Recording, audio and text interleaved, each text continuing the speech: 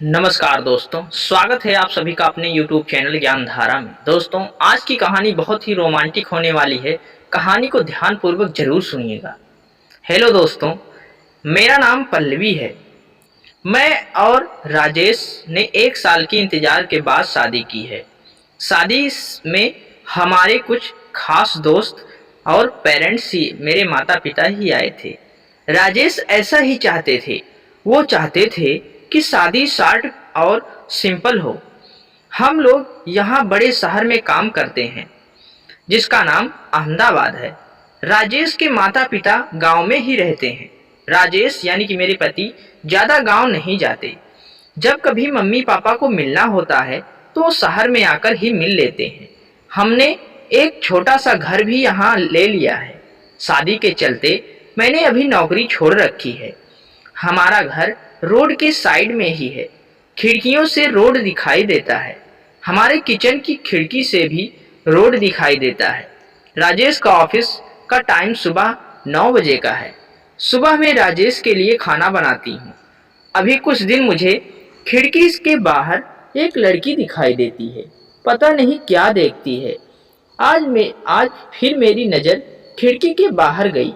Road के दूसरी तरफ वही लड़की, ज़्यादा उम्र नहीं थी, तकरीबन 22 साल की होगी, हमारे घर की तरफ आज फिर से देख रही थी। पहले दिन मैंने सोचा कि कोई देख रही होगी, लेकिन वो 3-4 दिन से लगातार आती मुझे दिखाई दे रही थी। मेरे मन में मैंने सोचा कि जाकर उससे बात करूं। शायद किसी और का घर समझकर वो हमारे घर की ओर देखती रहती होगी। सुबह राजेश सोए थे। वो फिर वही दूर खड़ी दिखाई दी। इस बार मैं बाहर गई। उसने आते मुझे अपनी ओर देखा और घबरा गई।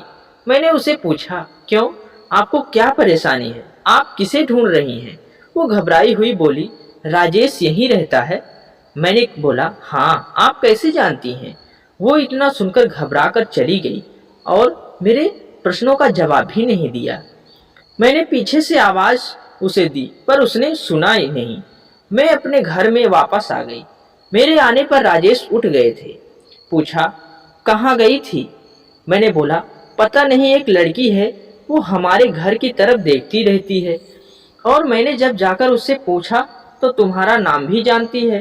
तुम किसी गोरी सी सुंदर लड़की को जानते हो? राजेश यह सुनकर भड़क गए। बोले, पागल हो क्या?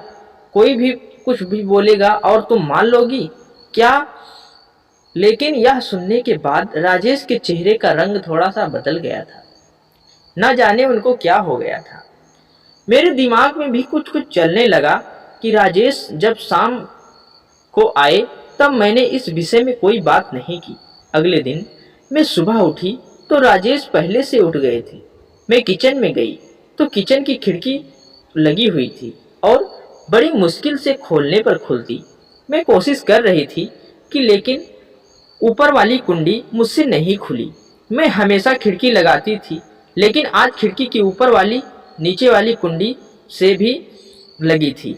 मैंने कैसे भी कुंडी खोली और लड़की देखा और खिड़की खोली तो लड़की देखकर हैरान हो गई।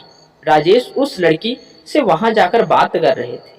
वो उस पर चिल्ला और गुस्सा हो रहे थे। लड़की रो रही थी और राजेश ने उसे उंगली दिखाकर जाने को कहा। यह सब देखकर मैंने खिड़की बंद कर दी ताकि राजेश को लगे नहीं कि मैं उसे यह करते देखा है।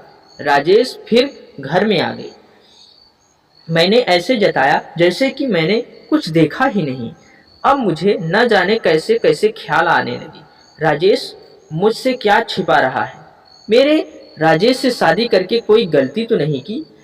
आखिर वो लड़की कौन है जिससे राजेश मिलने गया था? राजेश उस पर इतना गुस्सा क्यों हो रहे थे? राजेश के जाने के बाद मेरे मन में कई ख्याल आ रहे थे।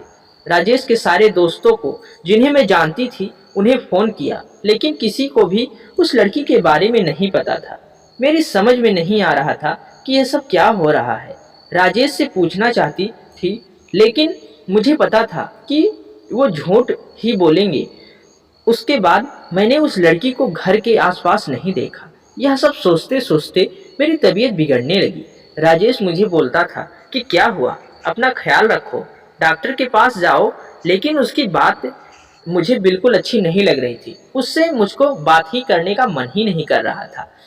एक दिन जब मेरी हालत ज़्यादा नाजुक हो गई तो मैं ऑटो लेकर पास के बड़े वाले अस्पताल गई। डॉक्टर ने अपनी दवाई लेने के बाद में डॉक्टर से अस्पताल के पार्क में बैठी थी। अस्पताल में मुझे वो लड़की फिर दिखाई दी। उसे देखते ही जैसे मेरी बीमारी पता नहीं कहीं भाग गई हो। मैं उसके पास तेज चलकर और उसका हाथ पकड़ लिया और उसे बोला, तूने मेरी जिंदगी में उथल पुथल मचा दिया है। उस दिन क्या बात कर रहा था मेरा पति तुझसे, तेरा क्या रिश्ता है मेरे पति से। फिर उसने मुझे जो बताया वह सुनकर मैं हैरान हो गई कि मेरे पति ऐसा कर सकते हैं। उसने इतनी बड़ी बात मुझसे छिपाई। शाम को राजेश जब आए तब उस लड़की को अपने घर में देखकर चौंक गए। मैं भी उसके पास ही बैठी थी। राजेश उसकी तरफ देखकर बोले कि अच्छा, तूने इसे सब कुछ बता दिया। दूर रहने को बोला था मेरी फैमिली से, मैंने बोला था। तब इसके बाद यह सब सुन के बाद मैं राजेश को बोली, शर्म करो, तुम इतने कठोर हो, अपनी सगी बहन को मदद नहीं कर सकते। वो लड़की मधु थी जिससे मेरे पति मिलने गए थे। वो लड़की कोई और नहीं थी, राजेश की सगी बहन थी। उसने अपने पसंद के लड़के से शादी कर ली थी, इसलिए राजेश और उसके परिवार ने उससे सारे रिश्ते तोड़ दिए थे। राजेश ने कहा कि मेरी कोई बहन नहीं है। मैंने कहा, इसका पति अस्पताल में है, इसे रुपयों की ज़रूरत है, पैसों की ज़रूरत नहीं है। बहन नहीं है तो इंसानियत के नाते ही तुम्हें इसकी मदद करनी थी, और अपनी पसंद की लड़की से शादी तो तुमने भी किया। फिर जो नियम तुम्हारी बहन के लिए है वही नियम तुम्हारे लिए क्यों नहीं। मुझे पता होता तुम ऐसी सोच वाले हो तो मैं तुमसे कभी शादी नहीं करती।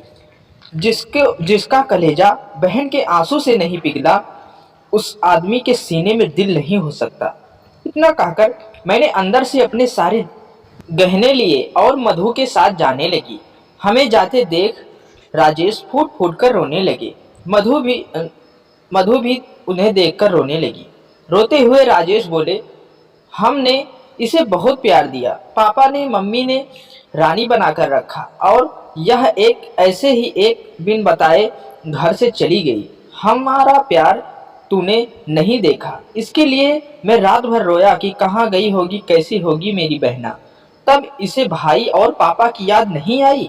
अरे मुझसे कहती तो तुझे क्या करना है, ऐसी ही चली गई थी ना, अब क्यों आई है। बहन भी बोली, भैया मुझे लगा आप लोग नहीं मानेंगे। उन दोनों भाई बहन को रोते देख मेरी आंखें भर आई, पर आंसू के साथ जैसे सारे गिले शिकवे खत्म हो गए थे। वो खुद अस्पताल गए पल्लवी के साथ। मम्मी पापा को भी बुलाया। दोनों ने बेटी को बड़े प्यार से गले लगा लिया। अब अस्पताल में मधु के पति की हालत बहुत अच्छी है। डॉक्टर ने कहा कि जल्दी डिस्चार्ज हो जाएंगे। राजेश की आंखों में मुझे एक अलग सा सुकून देखने को मिल रहा था।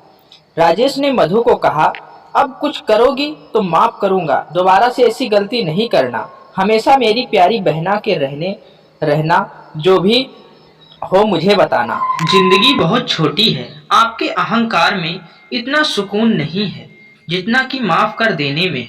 एक बार करके देखिए, जिंदगी बदल जाएगी। दोस्तों, ये हमारी कहानी थी। कैसी लगी हमारी ये कहानी? अच्छी लगी हो तो प्लीज़ चैनल को सब्सक्राइब जरूर करें, साथ ही साथ वीडियो को पूरा देखा करिए, क्योंकि यार फ्रेंड्स, वीडियो बनाने में बहुत मेहनत लगती है और हमें उस मेहनत का फल तो मिलना ही चाहिए आपके द्वारा। और हमारे चैनल पर रोज आपको एक नई नई कहानियाँ सुनने का मज़ा मिलता रहेगा। अधिक इमोशनल स्टोरी सुनने के लिए और जैसी चाहे वैसी स्टोरी सुनने के लिए आप चैनल पेज पर जाकर सभी वीडियो को देख सकते हैं। तब तक के लिए धन्यवाद मित्रों, और देखते रहिए